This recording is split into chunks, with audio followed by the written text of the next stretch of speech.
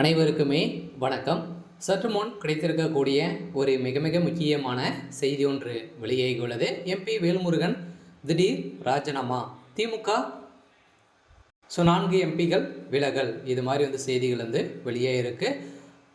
காங்கிரஸ் உடைய ஒரு முக்கிய புள்ளியாக இருக்கக்கூடியது தான் எம்பி வேல்முருகன். இவர் பார்த்தீங்கன்னா இப்போ திமுகவில் கூட்டணி வைத்து தான் இருக்காங்க இல்லையா. காங்கிரஸ் கூட்டணி வைத்து மிகப்பெரிய வெற்றியை பெற்றிருந்தது.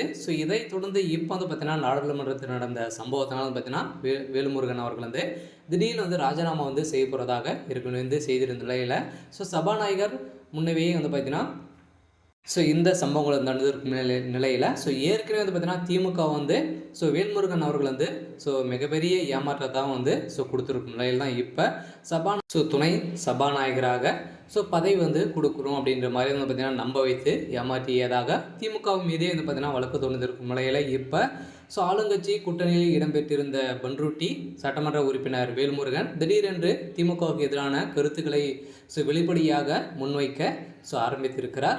அதற்கு என்ன காரணம், பின்னணி என்ன அப்படின்ற மாதிரி தான் அனைவருமே கேட்கப்பட்ட ஒரு கேள்வியாக இருக்கு. இதை தொடர்ந்து விசிகாவில் துணை பொதுச் செயலாளராக இருந்த ஆதவ் அர்ஜுனா திமுக கூட்டணிக்கு தலைவலி தரும் நபராக கடந்த வாரம் வரை இருந்திருந்தார்.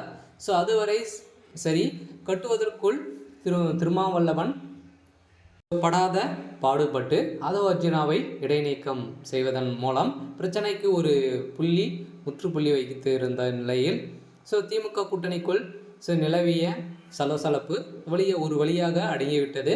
என நினைத்திருந்த போது அடுத்த குண்டை தூக்கி போட்டு இருந்த நிலையில் தமிழக வாழ்வுரிமை கட்சியின் நிறுவனரும் பன்ருட்டி சட்டமன்ற உறுப்பினருமான வேல்முருகன் கடந்த சட்டமன்ற கூட்டத்தொடரில் போதையே அவருக்கு பொது பணித்துறை அமைச்சர் துரைமுருகனுக்கு இடையே ஒரு மோதல் ஏற்பட்டிருந்த நிலையில் வேல்முருகன் தனது தொகுதிக்கு பொதுப்பணித்துறை சார்ந்த ஒரு திட்டம் கூட நிறைவேற்றப்படவில்லை என பேசியிருந்த நிலையில் அங்கு சட்டமன்றத்திலே பார்த்தீங்கன்னா ஒரு சலசலப்பு ஏற்பட்டிருந்த நிலையில் இதன் அடிப்படையில் தான் திமுகவுடைய அரசு எந்த ஒரு நல பணிகளையும் செய்து தராத நிலையில் இப்போ திடீர்னு பார்த்தீங்கன்னா வேல்முருகன் அவர்களுக்கும் திமுகவுக்கும் இடையே நிறைய வாதங்கள் ஏற்பட்ட சம்பவத்தில் பார்த்தீங்கன்னா இப்போ காங்கிரஸ் கூட்டணி ஒட்டுமொத்தமாக உடைய போகுது. திமுகவில் கூட்டணி வைத்த 3 கூட்டணிகளும் பார்த்தீங்கன்னா ஒட்டுமொத்தமாக முடியக்கூடிய அளவுக்கு தான் இப்போ நடந்துட்டு இருக்கும் நிலையில் இப்போ திடீர்னு இவர் ராஜினாமா செய்த சம்பவத்தினால திமுகவை சேர்ந்த ஒரு 3-4 அமைச்சர்கள் பார்த்திங்கன்னா அவருக்குடைய போவதற்கான அனைத்து ஏற்பாடுகளும் நடந்திருக்கும் நிலையில் தான். அடுத்ததாக அதிமுகவில் இவங்கெல்லாம் கூட்டணி வைத்தாங்க அப்படின்னா அதிமுக ஒரு மிகப்பெரிய வெற்றியை பெற்றிருக்கும். இதை தொடர்ந்து திமுகவுடைய கதி ரொம்ப கதி தான் போக போகுது.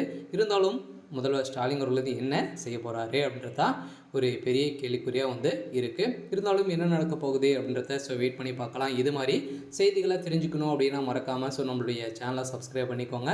தேங்க்யூ.